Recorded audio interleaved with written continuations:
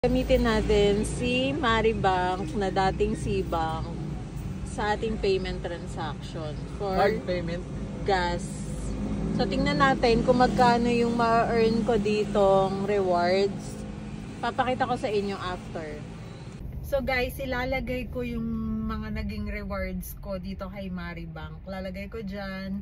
For the month of October, ang dami kong naging rewards. Purchases ng gas, purchases din ng grocery, debit, at kung mga pagbili-bili ng mga food using Maribank na na card, yun talaga yung ginagamit ko.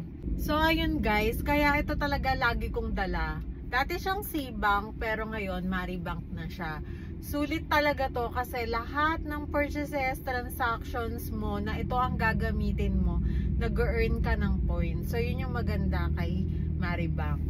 So kaya kayo i-download nyo na rin ang Maribank. Ilalagay ko yung link dyan para makapag-download kayo at magamit nyo na rin ang Maribank. Sayang yun na, inaman.